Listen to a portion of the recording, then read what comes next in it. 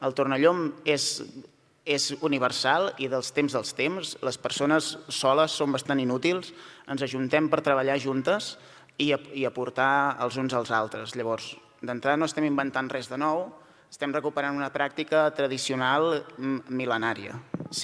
Com jo ho vaig conèixer, al Penedès, va ser quan a partir de la crisi de la Covid i el confinament i moltes coses xungues, doncs ens vam començar a reunir més del que estàvem fent en el nostre municipi i vam començar a pensar com podíem continuar fomentant l'ajuda mútua i recolzant-nos entre masies que potser moltes vegades estan molt separades i quasi no et veus amb els veïns, necessitats que moltes vegades no pots satisfer tu sola perquè, jo què sé, perquè a vegades l'envergadura és molt gran per una sola persona.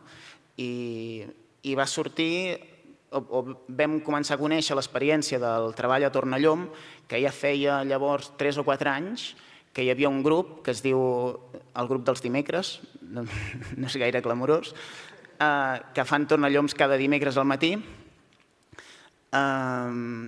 i des de llavors vam fundar el tornallom dels dilluns, que ens reunim els dilluns al matí, i portem ja més de 5 anys, jo crec que ja tirem cap a 6, reunint-nos cada dilluns al matí, que jo crec que ningú... És difícil esperar-s'ho, no? Ostres, mira, aquests comencen a treballar rotativament a les cases els dilluns, duraran 4 dies, o quan s'acabi la feina que fan ja s'acabarà. I allà estem, llavors suposo que penso que té un valor i que val la pena compartir-ho.